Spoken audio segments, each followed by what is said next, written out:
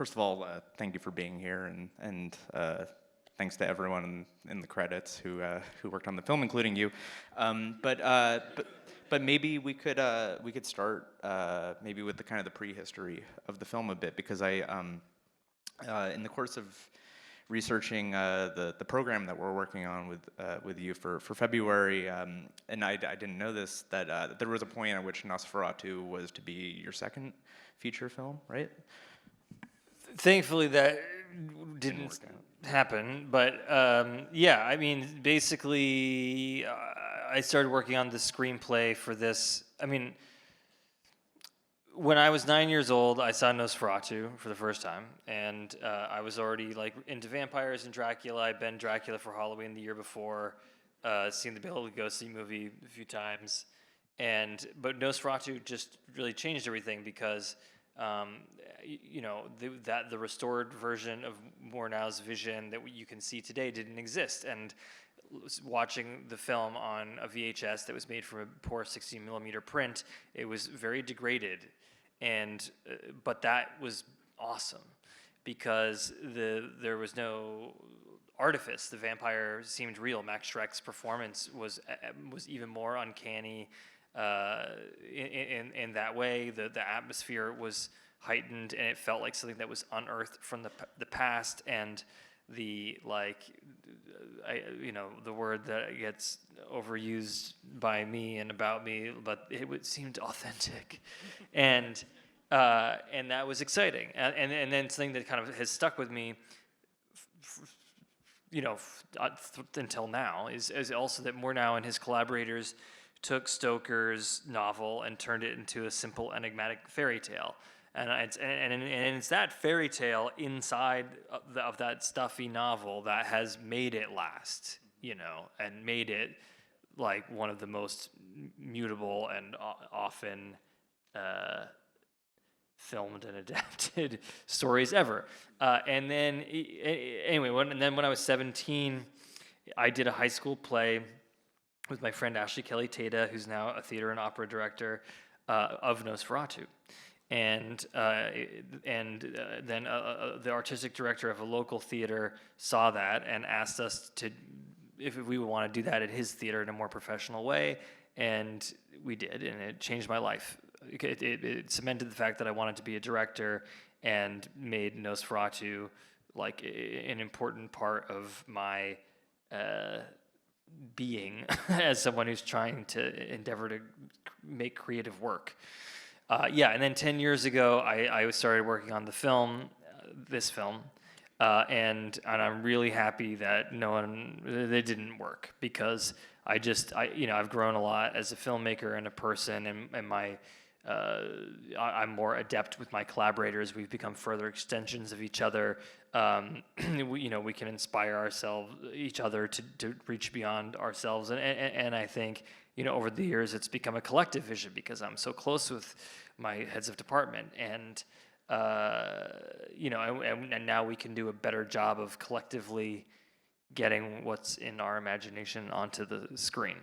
Yeah, that was like quite specifically like sort of what I was interested in is sort of over the past 10 years how your conception of your approach to Nosferatu changed, because it sounds like from the beginning you were like extremely aware of the sort of cinematic tradition that the film will just be slotted in, sort of a priori with the Hammer films and Coppola and so on. So yeah, I mean, obviously I know the various adaptations very well, and there's some, obviously there's a lot of difficulty in doing something that's been adapted so many times. You're going to be wrestling with your hubris to embark on such a stupid thing, and also you're wrestling with your lack of confidence at the same time. How many times has there been amazing versions of the Harker character getting to Dracula's castle? There's at least 5 that are amazing, and I knew that I was going to have to do that, and that was scary. But then you also look at things that haven't been done and haven't been explored or usually done poorly, and that's also kind of great. And one of the most helpful films to watch was Dracula Dead and Loving It by Mel Brooks, because he highlights like these are all the dumbest things about Dracula that don't make any sense, and like and you're kind of like, yeah, that's really stupid. Like that's, and if we did that, today, it would it would seem ludicrous because audiences in some ways are more sophisticated. But I think Murnau had everything that I do that's the most different is also somehow. I always want to have a thread of respect and a thread of tradition back to what Murnau was after. So he had the sensitivity to make Ellen the heroine by the end of the film. And I thought, well, I might have the opportunity for the movie to have a lot more emotional and psychological depth if it's her story from the very beginning. And Murnau calls Ellen a somnambulist, and okay, sleepwalkers in the 19th century were thought, even by many medical professionals, to have an insight into another realm. This is inspiring. This is exciting. I have something that I can do with this now, And so then I start amplifying my knowledge about, hysteria and 19th century medicine and blah, blah, blah. And all of a sudden you have this woman who's an outsider in 19th century society. She has a deep understanding, an innate understanding of something she doesn't have language for, and no one else can relate to it. Her husband, who loves her, is dismissive of her. She's misdiagnosed as hysteric and melancholic and all these things, and you literally see her physically grappling with all this stuff. And the one person who is able to share in this understanding of the dark side of the world is unfortunately this demon lover, this vampire who's not a nice person. And so it's, and then it becomes this tragic love triangle, and this is exciting. This is exciting. Yeah. Well, then I'm curious to hear about, given your awareness of sort of the the whole tradition of Dracula fiction, et cetera. But it then makes me curious about your collaboration with Bill Skarsgård, where it's it seems like his is a particularly tricky role to play, given all the sort of associations that people will bring to the character before they see his interpretation of it. So can you tell us a little bit about how that proceeded? I mean, to read Stoker's novel requires an act of unlearning, because there's so many things in the tradition of Dracula movies that aren't in the novel, and things that I read, that when I read the novel as a young person I thought were in the novel, but they weren't there. I just put them in, because we've seen them so many times. And then if you want to go to vampire folklore, it's even more challenging to block all that stuff out. Montague Summers, who wrote a lot about vampire folklore, or recorded a lot of vampire folklore, he didn't even have vampire cinema to be deluded by, but he was still enamored of the Anglo literary tradition of the vampire. Sorry, deep cuts, too deep. Let me rewind a little bit. No, you're in the right place. But basically, in order for the vampire to be scary again, and not, because the vampire sort of climaxed, the anti-hero, hero, sparkling vampire climaxed with my friend Pattinson and Edward Cullen, and that, so in order to make the vampire scary again, I wanted to go and check out the folklore that was written about and by people who actually believed that vampires existed. So clearly this early Slavic and Balkan folklore was going to have some good stuff in it, and these early folk vampires were decaying, disgusting, maggot-ridden corpses that were undead. So then the obvious question is, well, what does a dead Transylvanian nobleman look like? And that's what we still acknowledge Shrek's fingernails and his hunch and the shape of his skull, but I mean the costume, the Hungarian costume with the long sleeves, the mustache that is I dare any of you to find a Transylvanian nobleman without a mustache. I mean, just think about Vlad the Impaler, and even Stoker had the sense to give Dracula a mustache in the novel. But yeah, and then so I had a very clear idea of what I wanted, and he was described very clearly in the script. I did a digital painting of what he looked like that's very similar to what Bill and David White, the prosthetics designer, and I finally came to. So it was so, but I think that Bill finally found the parameters of this helpful, you know.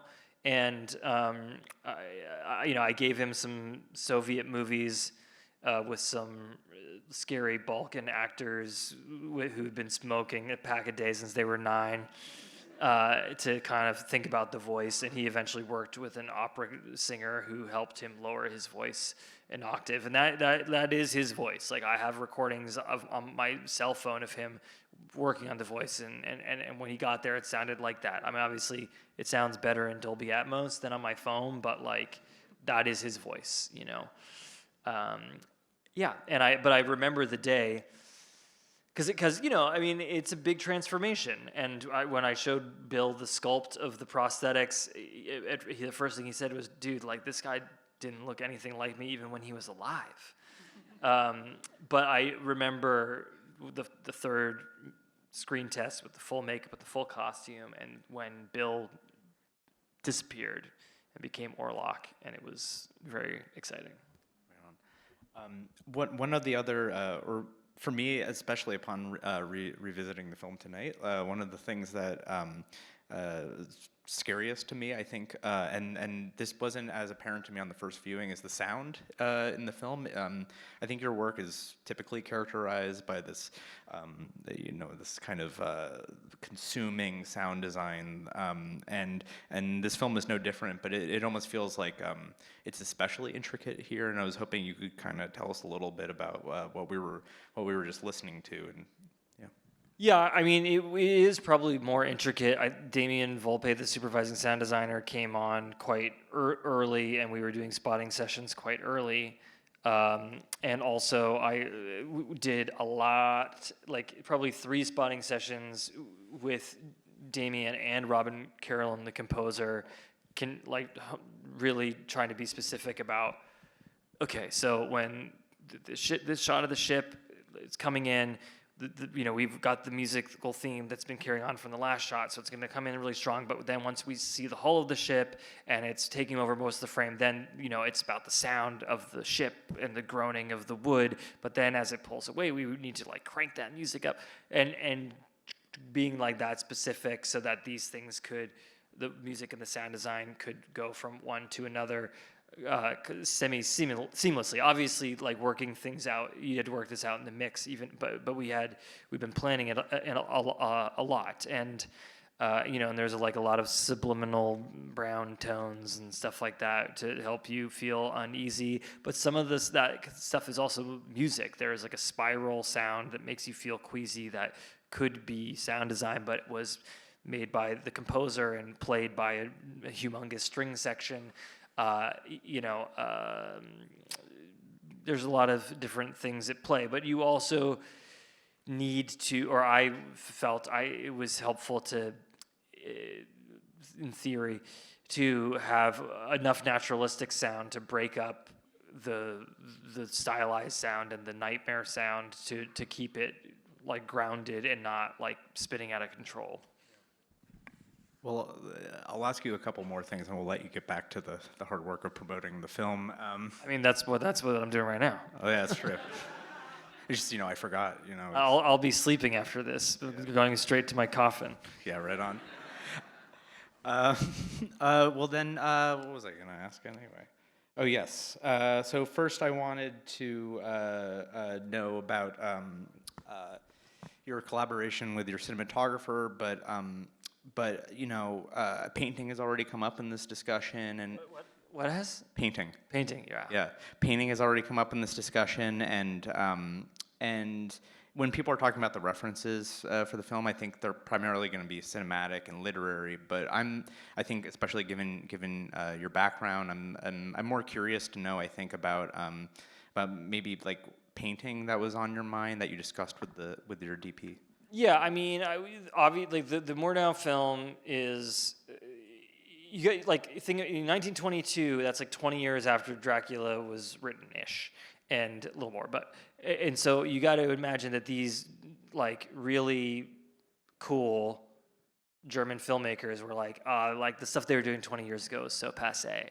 Like, let's go back to the 1830s when people were really cool, and this is like German romanticism. Yeah, that's where it's at. And so that's what they were inspired by. And, so, and like we were looking at David Caspar Friedrich and Johann Christian Dahl and other like German romantic and Biedermeier painters. But also like I'm so inspired by the golden age of like British fairy tale illustration that's always gonna be there, and like symbolist painters who are derided by art critics but are actually good. I love, and so there's a lot. I mean, honestly, like the cinematic influences, the list is like, the coroner's scroll in The Wizard of Oz. We're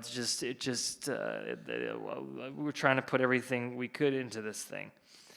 But yes, and then with Jaron, my cinematographer, we do these long unbroken takes, obviously, that we pre-plan. We were in my apartment in Prague in the kitchen like months before, or like a month and a half before pre-prep started, like planning these shots, working with a storyboard artist remotely to get it all dialed in, and it's a fun experience. We then have like a long rehearsal process with the actors to learn all this blocking, and I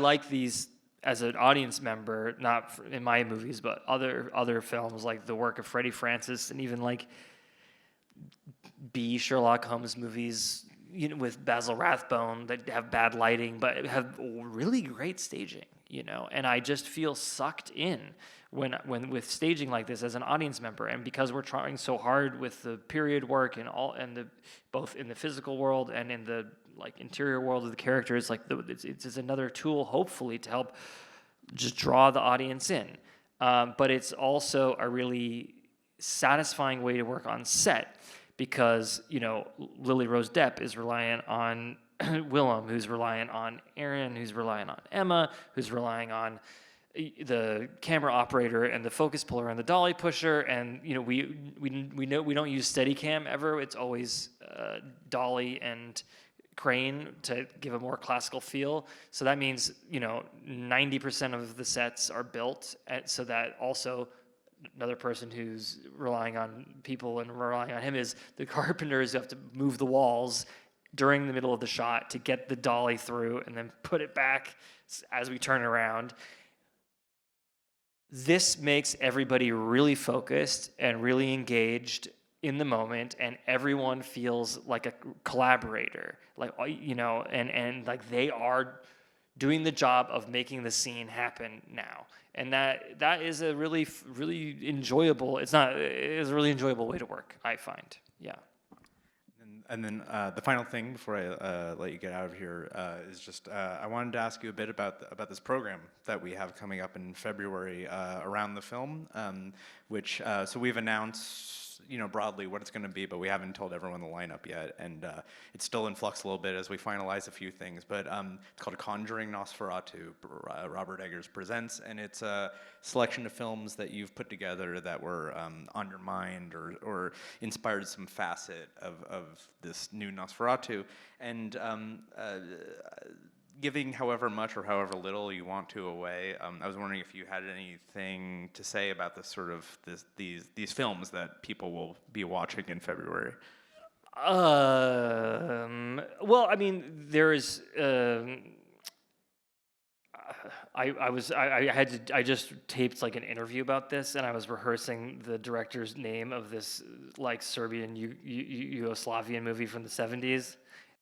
It's called She Butterfly, and this is like it's basically in Serbian folklore, if you stake a vampire and they use a hawthorn stake, like a wooden stake, instead of a cold iron stake like the Transylvanians, if you got to watch out for moths or butterflies flying out of the casket, because that's the soul of the vampire. And if you don't smash it, then it can fly into someone else and make someone else a vampire. And this is something I didn't put in my movie. But I think what's really cool about this is that this is like a really fascinating folk horror movie that has stuff that is just not part of the American